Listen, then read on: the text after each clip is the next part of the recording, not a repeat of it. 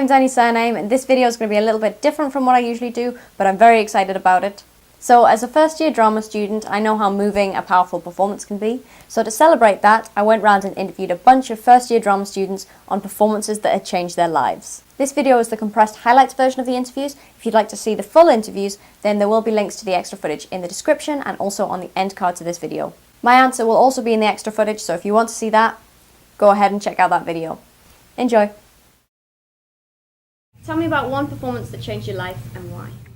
The performance that influenced me the most is probably Bianco by No Fit State Circus. I find that the piece itself was very raw in the way that it was performed. The emotions that a lot of the circus performers portrayed, they were visceral and they were honest about the way that they were feeling when they were doing it, and you could see the sweat that was coming off of their bodies from the amount of effort that they were putting into the stuff that they were doing. I was so drawn into the piece and the way that they were performing it that after watching that, I couldn't possibly think about doing anything else. I saw it and I was just like, yes, this is what I want to do. This is what I need to do.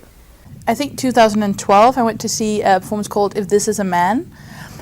It's originally a book by an Italian author called Primo Levi, and the book is a telling of his experiences in Auschwitz in World War II. You had the actor just basically on a little bit of a heightened scene. He had a stool that he sat on, and then he had a table with like a jug and a glass of water. And he just sat on the chair and just told the story.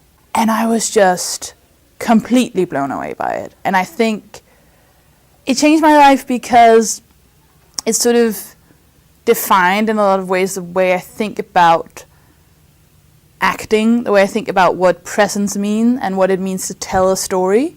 This tragedy where so many people were totally stripped, even of the dignity of dying, because they were also stripped of their identity. So you don't have all the names of all the people who died. And that was conveyed really powerfully through just one man and one voice. So yeah, that was really mind-blowing.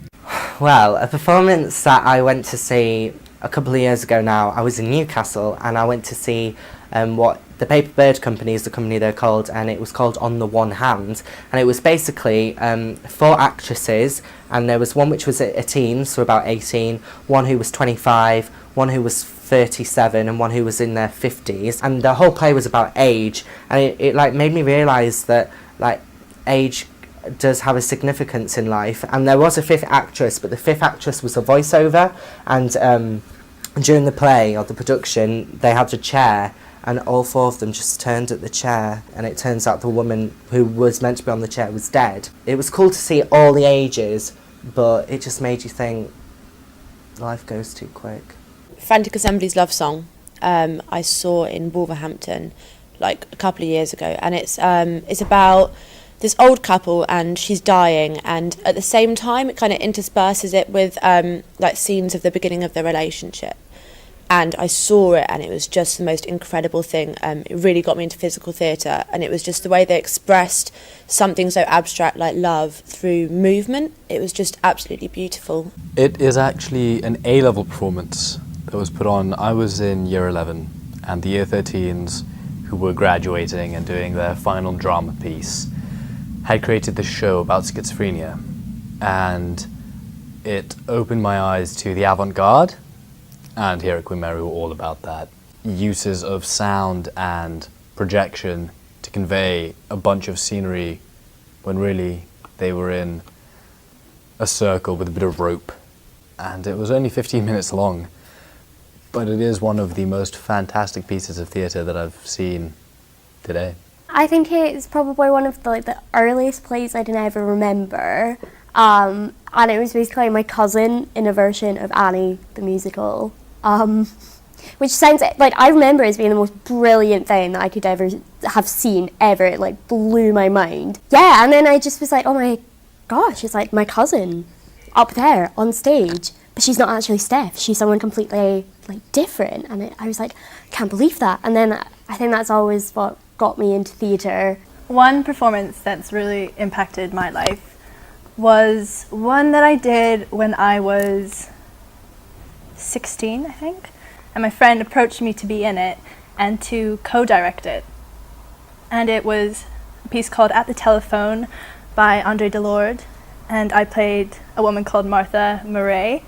It was for like the first time where I sort of realized, I stopped at the end of it and thought, I could do this, I think, and I really do want to do this.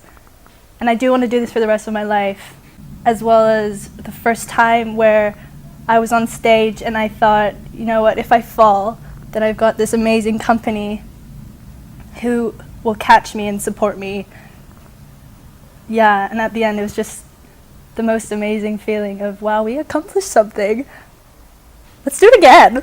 The RSC did a production of Much Ado About Nothing in 2012, and it was set in India, which is where my parents come from. And I think for me that was the first time I'd seen my country in a way portrayed without all the exoticisms, and look at these brown people, they're so different to us, and they were just real people with real issues. I mean, I'm not saying the play wasn't flawed, but it was the first time I'd seen someone try to bring some sense of seriousness to looking at that place in a Western play. Well, I can't remember the title. I was like 3 or 4 years old. But it was one of those kind of performances where like a group of children just sit on pillows in a kind of just normal room. And the mum was saying, like, was describing how traditions follow from the mom to the daughter, from the daughter to her daughter. I think it's actually true, like how your manners, your ideals and tradition just come from your mom sometimes, maybe from your dad, maybe from a friend, but actually are very strong points for a child. About 3 years ago, we put on a play, so I was in it. It was Midsummer Night's Dream, Shakespeare. I played Puck. It's not like particularly like powerful play, but we were the whole like cast, whatever, and we were all like all theatre group, like really connected, and that's when you're like, oh, we've really like created something and worked together and made something. So it impacted me in the way that I was like, that's what I'm gonna do. So a performance that changed my life really was a play called Birdsong, written by Sebastian Faulks, which is about the trenches during World War I, and the men who risked their lives digging holes under no man's land and planting explosives there to blow up the enemy. It sounds horrible, but real life is horrible sometimes. Well, when I was 11, I was in, I joined a drama group just because my sister had joined the same drama group, and my mum had signed me up when I was younger, so I thought I'd go along. We did a new musical called Back to the 80s. Just that feeling of when you're in the wings and you're waiting to go on for even just the smallest role, because I had the smallest role, and it was so exhilarating, that feeling. I was in that drama group from when I was 11 to when I was 18. I did 7 years with them, and every week of show week, that was the best week of the year, every single time. Hey, this video was so much fun to make, and thank you so much to everyone who took part. Don't forget, if you'd like to see the full interviews, then you can check in the description for the link, and also there will be a link at the end of this video. Give me an ego boost, like the video, subscribe, and I'll see you again soon. So this video is one of the first in a few that I'm doing from my Uni School of English and Drama blog, and if you're watching it over there and you like what you see, then hop over to my channel and check out my other videos. If you're one of my usual subscribers, then yes, in the next few weeks there will be some more uni videos coming up, which I really hope you enjoy.